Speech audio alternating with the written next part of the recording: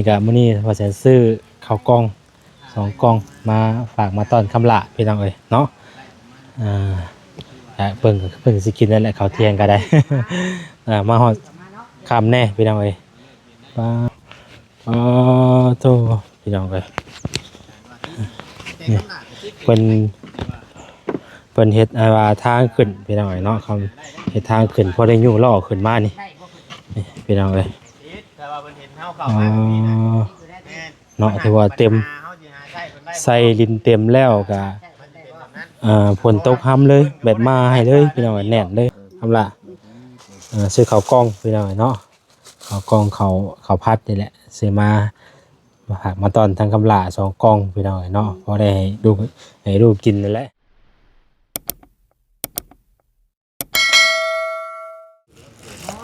พี่น้องเนาะทักทายสบายดีพอๆกันอีกเทื่อเด้อพี่น้องเอ้ยพอๆกับซองบ่อแสนอีกแล้วเนาะบ่อแสนบ้านเฮาพี่น้องเอ้ยเนาะมืดผ้ามืดฝนมาได้พี่น้องเอ้ยจังหน่อยนี่ก็สิได้ถอยทับกลับได้พี่น้องเอ้ยเนาะเพราะว่ามื้อนี้ เอารถเข้ามาเลยมื้อนี้เนาะเอารถเข้ามาพี่น้องเอ้ยเนาะก็บ่กล้าออกคำเนาะย่านว่ามันคานำถนนหนทางขากลับย่านพี่น้องเอ้ยเนาะต่อพี่น้องเอ้ยนี่แหละเงินชานของคำลากะประมาณนี้พี่น้องเอ้ยเนาะพี่น้องเอ้ยสบายดีเด้อเนาะสบายดีพ่อแม่พี่น้องเบิดสุขสู่คนพอกับช่องบ่อแสนอีกเท่านึงเนาะบ่อแสนบ้านเฮาเนาะอันนี้ก็มื้อนี้บ่อแสนซื้อข้าวกล้อง2กล่องมาฝากมาต้อนคำละพี่น้องเอ้ยเนาะเพิ่งสิกินนั่นแหละข้าวเที่ยงก็ได้ มาฮอดค่ำแน่พี่น้องเอ้ยป้าโตมาอัปเดตเบิ่งบ้านเรือนซ่านของเพิ่นนั่นแหละเป็นจังได๋งบไปฮอดไสแล้วพี่น้องเอ้ยเนาะแต่ว่าถ้ามาเสร็จก็ยังบ่ทันมีหยังหรอกงบเบิ่งเรื่องซ่านก็ได้แต่ว่าเขามาถ่ายให้ FC ให้เบิ่งได้ส้มเนาะเบิ่งส้มไปนํกันพี่น้องถ้าว่าท่านใดที่ว่าอยากซอยเพิ่มเติมหยังเข้ามาก็ยินดีเนาะเป็นสะพานบุญให้เด้อพี่น้องเด้อเนาะถ้าว่าท่านใดที่ว่าอยากซอยและคำลาเรื่องหยังก็แล้วแต่ก็อิงตามเนาะพี่น้องเนาะตอนนี้เพิ่นก็ตั้งเสาเทคานเป็นที่เรียบร้อยแล้วพี่น้องเอ้ยเนาะไปเดี๋ยวเฮาสิเข้าไปหาทางคำลาก่อนพี่น้องเอ้ยเรือนซานเพิ่นก็ถือว่าดินดอนนี่เพิ่นเอาเข้าเป็นที่เรียบร้อยแล้วเนาะโตพี่น้องเอ้ยนี่เพิ่นเฮ็ดว่าทางขึ้นพี่น้องเอ้ยเนาะเขาเฮ็ดทางขึ้นพอได้ยู่ล้อขึ้นมานี่พี่น้องเอ้ยเนาะถือว่าเต็มใส่ดินเต็มแล้วก็ฝนตกห้ำเลยแบบมาให้เลยพี่น้องแน่นเลยเนาะแบบบ่ต้องย่านบ่ต้องเปลืองน้ำก็ถือว่าโอกาสดีได้พี่น้องเอ้ยเนาะเพราะว่าเวลาฝนเอาดินเข้าได้กับฝนตกฝนดินมันก็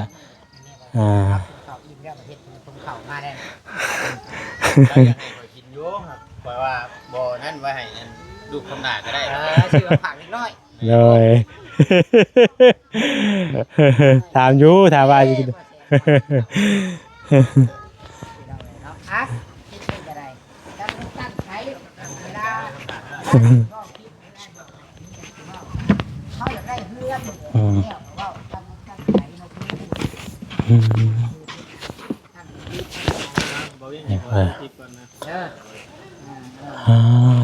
เนาะ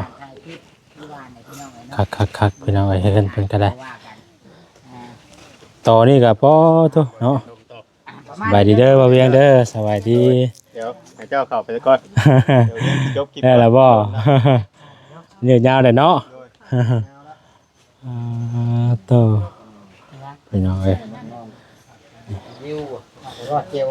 พี่น้องเอ้ยจนแห้งได้บาทนี่เอ้าสบายดีเด้อทางตู้ซิดพี่น้องเอ้ยเนาะโต๊ะงามคักดีเนาะเดือดมงเสร็จเช้าเสร็จแรงคำลาบโอ้เสร็จอยู่เลยเจ้าแพ้ขาดตั้งแต่พื้นเด้อเปลี่ยนแพ้ตั้งแต่พื้นเด้อจักเลยเนาะมันบ่เคยได้หาสิเห็นโตงามหลายเนาะพอดีกะได้ใช่ไม่อันนี้ที่บอแซนชื่อมาเนี่ยกระตาดเนาะตอนแรกนะว่าจะซื้อมาอ้อมมันอันนี้ น้ำตาไผ่ แต่ไพ่แต่วันนี้อันก็เลยมันก็ยังบ่ได้ล้มอะไรอย่างซี่นะเฮาก็เลยยังบ่ได้แอม ก็เลยว่าข่อยก็เลยให้ออกความคิดเห็นว่าเฮ็ดนี่ซะว่า ใครกูเฮาป้าไว้ ว่าก็ได้เงินมาแล้วชื่ออันนี้ทำบิดนะแต่ว่าฝนตกเอาเข้ามาบ่ได้กับยังคิดอยู่ว่าสิปะใช้ชื่อเข้ามา ยังหามัน บ่ ของ มีบ่ ไว้ ไว้ เออ กันสิไปไว้พุ่นกะเพื่อนหมู่ได้ เพื่อนกับเจ้า เพื่อนกับเจ้า เพราะว่าแต่เก่าว่าจังว่าเฮือนอย่างแล้วเฮาจึงเอาตัวนี้มาเนาะ แม่น บัดนี้ว่าคือว่าแล้วมันหลายคู่หลายคนมาเนาะมันมีหม่องนั่งเด้เนาะ คนนั่งเอาไปนั่งแต่เพื่อนเพิ่น ผู้ใหญ่เพิ่นก็เลยซื้อโต๊ะให้ก่อน เพิ่ บาน ด ก็เลยกับผู้ใหญ่เนี่ยกับแม่จากสวิตออกความคิดเห็นว่า อันจงไปยังอันนี้คือบ่เฮ็ดต่อออกมากับผ่ายางมันก็มีเด้ต่อแล้วก็ ก็ เอา คือ เตีย ว่าง มา ได้หมองกว้างคักบัด เอา นี้ โต๊ะ เนาะ มาเดี๋ยวจะได้นั่งได้บาดชั่วโม โด ง ย ตรงคลิปแล้วก็มานอน ได้ เอ ว่า อ ได้ว่าเพิ่นเป็นแม่เนาะลูก อืม ให้ เพิ่นเบิ่งให้ได้บ่แซน โดย อ่า ดีใจน้ำคำหลาเนาะ บ่แซนลมเก้าคำลาเด้อบัดนี้เด้อข่อยสิออกไปลงคลิปก่อนบาดนี้ โอ้โดย สบายดี โดย ที่ของบ่แซน จังหน่อยเนาะ เอ๊ะ เวลากับผมแน่ไปรถ ค่อยล มัน งค่อยล มึ ง งเนี่ยมันขึ้นมานะ ย่า ก่อน ง สิ มันพังมาอีกเนาะ เออเดี๋ยวพาอันเมื่อเด้อ อยู่รถช่วย ถ่าย กัน นี่ช่วยกันก่อน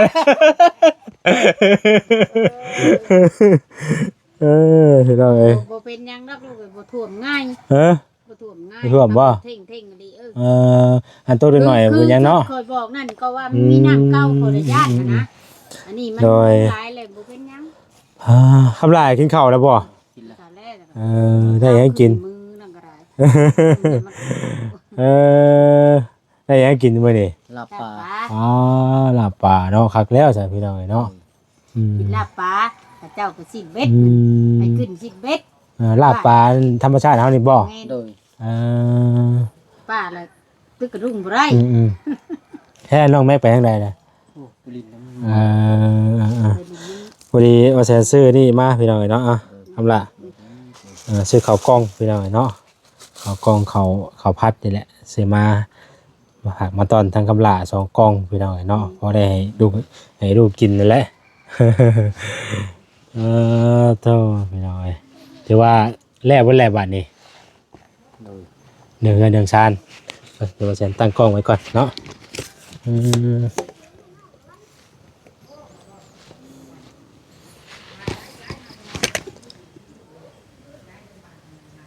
โอเคพอดีไล่มองนางไม้เนาะ แม่น คักแล้วบัดนี้พี่น้องเอ้ยถือว่าไปมาหลายคู่หลายคนกับมานั่งก็ถือว่าได้นั่งได้หลายคนเนาะจ้ะเอามาเลยสบายดีเด้อพี่น้องเด้อเนาะ ตาดีเด้อ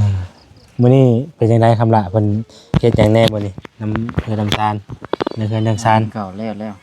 หึ ลิงเขาก็แล้ว กินข้าวเรียบร้อยแล้วเนาะ โดย แต่สิเฮ็ดหยังต่อมื้อนี้เพิ่นมีแผนสิเฮ็ดหยังต่อ โครงค่า เฮ็ดโครงหลังคา โดย มีงบแล้ว มีอยู่10,000 อ๋อตอนนี้มีงบอยู่มื้อนึงแล้ว โดย เพิ่นสิเอาโครงมาได้ไหม โคงไม้เลย โครงไม้บ่ โดย ไม้ที่เฮาเอาสั่งเอาตามห้านนี่บ่ แม่น อ๋อ นั่นลงเลยเขาลุงแก้วบริหาร แต่ว่าเพิ่นไล่เรียบร้อยเบิดแล้วเท่าไรงบประมาณเท่าไหร่ 50,000 50,000คือเฉพาะค่าหยังน่ะ 50,000ถึงโครงราคาอุปกรณ์เพียงถึงสร้างครบ ในงบ50,000นี่รวมทั้งค่าสร้างค่าซื้อเครื่อง โดย สร้างกระทรวงภาษี โดย ครบหมดเลย บ่ โดย ฮะ ไปครบได้ มีแต่โครง อืม ก็ชื่อคำลาค่ะ อืม ได้ประกบ เอาเครื่อง สั่ มุ ง งยังไม่คร เครื่ บ องมุง เพิ่นว่านั่น โครงมีแต่ว่ามีแต่มุง ชื่อไม้ชื่อเตาก็ชื่อได้ตัวก็ยังบ่ได้ว่าซิดว่านั่นแต่เดี๋ยวนี้ในกลุ่มยังบ่พอป้าเอ้ย มาแล้วก็เพิ่นมีเป็นบางส่วน แม่น บาง แม่น บางอันพี่น้องเนาะ แต่งบตัวนี้ก็ยังบ่พอป้าเอ้ยหาก็ได้10,000 อืม เพิ่นว่าจะว่าขอให้เพิ่นมาชุดมาช่วยเพิ่นใหญ่ใจดี ท่านใดที่ว่าอยากช่วยซอยก็ยินดีเนาะ แม่น ถ้าว่าท่านใดที่ว่าอยากซอยพี่น้องเนาะก็ยินดีกันเข้ามาผู้ละเด็กผู้ละน้อยตื่มกันไป แม่น พี่น้องเนาะก็คือว่าได้คอยเฮ็ดไปแล้วเนาะคือว่าแซนว่าแหละคือว่าแซนเคยบอกเคยแจ้งให้ทางว่าแซนเองกับบ่มีแต่ว่าก็เฮากับพยายามเข้ามาทายเพื่อว่าอยากให้เพื่อนในชานทางคำหลาแล้วเนาะ บ่ได้ชนได้เศร้าอะนะพี่น้อยแต่ว่าเฮาพวกเขามาซอยกันหลายคนหลายคนผู้นั้นทายในผู้นี้ทายในแบบยังกะอย่ามันโดนเนาะก็มาซอยกันได้พี่น้อยพวกเขาผู้ใหญ่เพิ่นพวกเขาทางใดก็ทางนึงหั่นแหละเนาะซอยกันไปผู้เล็กผู้น้อยหั่นแหละบางทีเพิ่นอยากเข้ามาซอยนะก็ ยังขาดขึ้น บ่ได้ เนาะ ว่าจังใดหรอกพี่น้องก็แล้วแต่เพิ่นคิดเห็นคือถ้าเฮาก็เพิ่นซอยทำไรเฮาก็สำนั้นเนาะก็ดีใจได้สำนี้เฮาก็ดีใจแล้วแต่ว่าก็คำมันแล้วก็แฮงดีหั่นนะก็ มัน ที่ ถึงโซ่ซ้ำใดถ้าเจ้าก็โซ่ซ้ำนั่น น้อย เลยถ้าเจ้าก็ได้ชัดชื่อบริสุทธิ์ถ้าเจ้าผู้เล่นก็ โดย เป็นไปบ่ได้หั่นนะ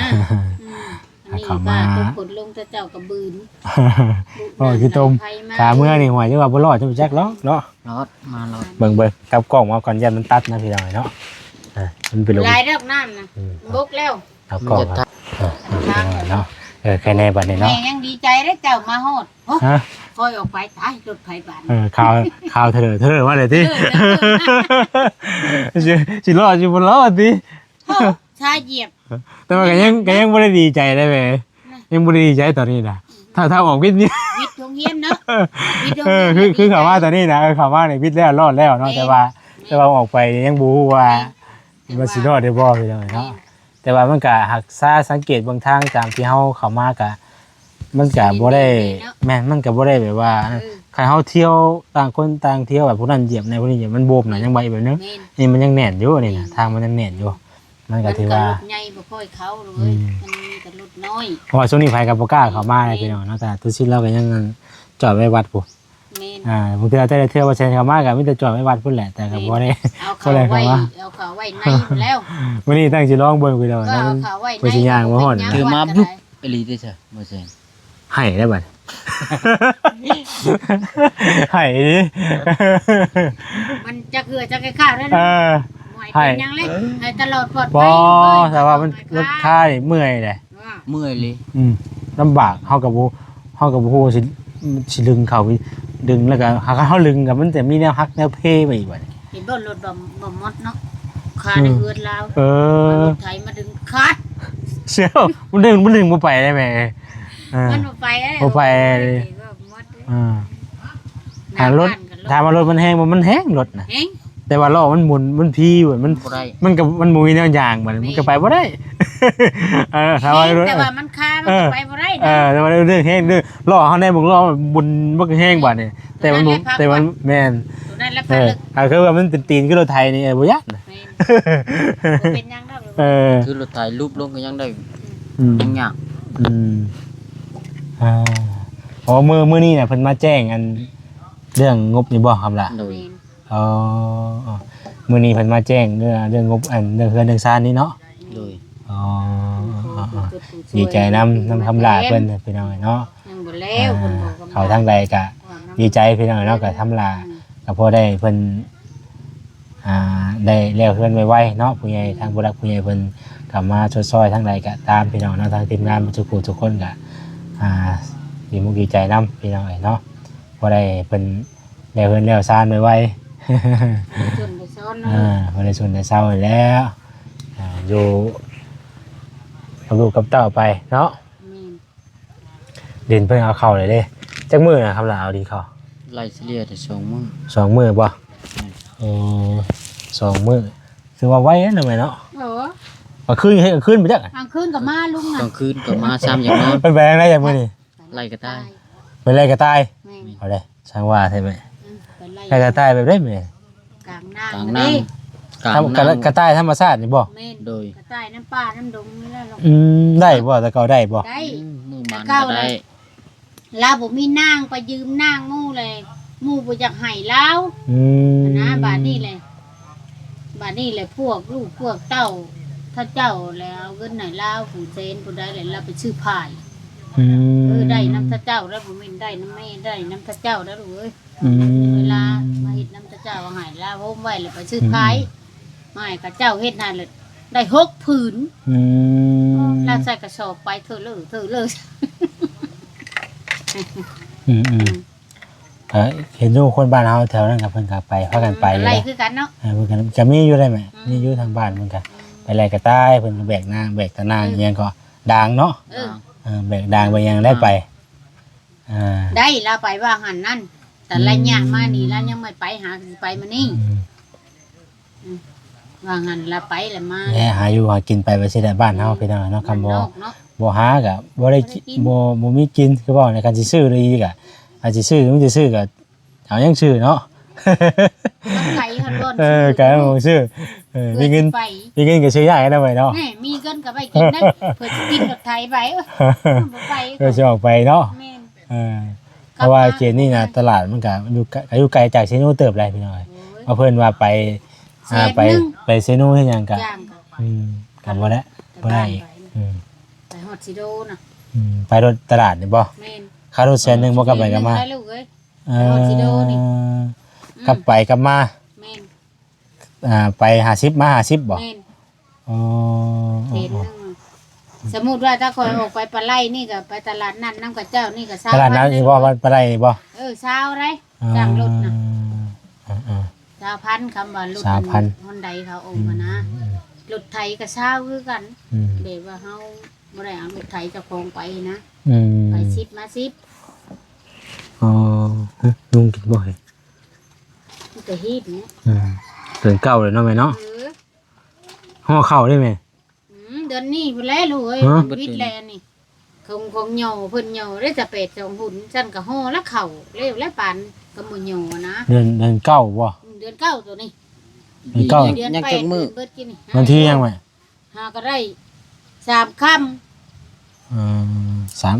มื้อที่2มื้อนี่เนาะ แม่น มื้อที่สาม 3 สามคำ สี่ เดือนเก้าออกมานี่หาก็ได้ เจ็ด สอง แปด ค่ำ เก้าสิบ 10มึงจะ อ้าว คำ ดับเฮ้ยเดือนเก้ารับดับ เบิดผู้ อ๋อมันต้องเบิ่งตัวนั้นอีกบ่ตัวนี้มันขึ้นเนาะ แม่น ตัวนี้ขึ้นเนาะต้องรับอีก ดับบัดนี้เดือน10ปัดเพ่งเลยเฮาเข้านะเพ่งเดือนเก้าบัดรับ นี่เดือนเก้าตัวนี้เนาะเดือนเก้าแล้วนี่ เดือนเก้ารับ วันเสาร์ขึ้น2ค่ำเดือนเก้านี่ วันที่เท่าไหร่วะ ไม่วันที่15มั้ย กับปัดเจ้าดิ วันที่15 ก่อนนั่นนี่ กินในบ้านลุงมึงอยู่อ่ะกินมึงอยู่อ่ะโอ้กินมึงอยู่หาคำลาแจ้ลูกกินมึงอยู่น้ำเปรก น้ำซุปน้ำสด แซ่บ อันนี้เห็นมีวงก็ได้ยังเห็นมีวงวันนี้ เดือน10กับเพ่งเฮ้ยเดือน11กับเพ่งมาไป เฮ้ เดื ย อนเก้านี่แหละ จะกิน แบ่งน้องมันกินน้ำเด้อเดี๋ยวแบ่งกันกินเด้ออ๋อโต ก้อน พี่น้องไอ้ กิน นั่งแล้วบ่มือน่ะกินเองก็เป็นบ่บ่ได้บ่อนบ่บ่แม็กเป็นพี่น้องเนาะน้องแม็กบ่ลุงกินน้ำได้ไหมบ่ลุงกินข้าวได้ไหม ดีไหม เอาบ่วงครับ นะฮะเพียง หากินแต่ตอนน่ะนี่ โต บ่ได้กุ้งบ่อยได้กุ้งอีกใบครับเดี๋ยวกินน้ำได้ไหมน่ะเดี๋ยวกินน้ำไว้ แล้ว เอา ตัวไร กินกุ้งกินปลาหมึกก่อนด้วยเนาะบ่กินข้าว ข้าวกินดีแล้วใช่บ่ป้อนเด้อป้อนกินหลายๆเด้อยังไงไว้เด้อ อัดบ่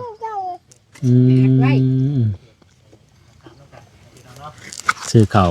พัดมาให้เพิ่นมาต้อนเพิ่นเลยเนาะ เผื่อสิออกกินเนาะลูกง่ายเหรอ ซื้อมาไว้ใช่แหละเพราะว่ามัน ง่ายอ่ะ มันคันว่าเฮาสิ ไก่เมืองไก่หน้า แม่นคันว่าเฮาสิออกไปกับมันก็ไกลใช่ แม่น พามาแล้วก็คืองอกไปคันออกแล้วก็คือเมื่อเลยนะ แม่น มานั่นแหละเป็นอะไร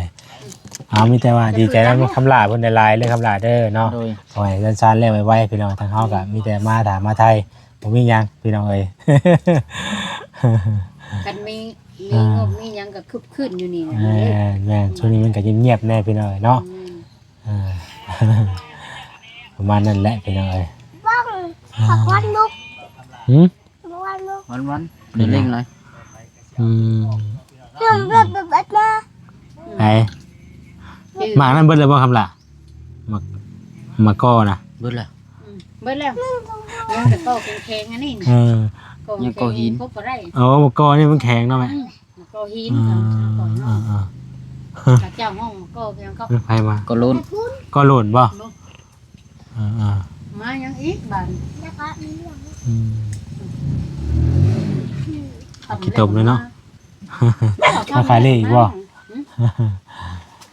อ่า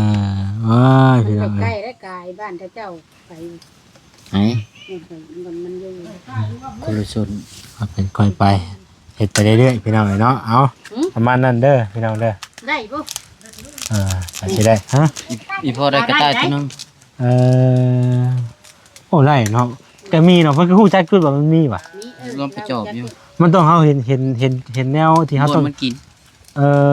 ชั่วเฮาไปตามป่าฮู้ว่าหม้องนี้มีกระต่ายสิบ่คำล่ะ จะไปก็ไป อืมเอาประมาณนั้นเด้อพี่น้องเด้อเนาะสำหรับคลิปนี้ก็จะประมาณนั้นพี่น้องเนาะยินดีมีแห้งว่าจะกูสุกคนอะไรที่ว่าคำว่าเบิ่งมาส้มกับฝากติดตามกดไลค์กดแชร์เนี่ยพี่น้องเอ้ยเนาะ เอาบ่มีอย่างไรมื้อนี้ก็มาเล่นมาถามไทยทางคำลาเพิ่นเด้อเนาะสบายดีเด้อพี่น้องเด้อ อยากตัวนี้ทำปักเก็ตติ มาไป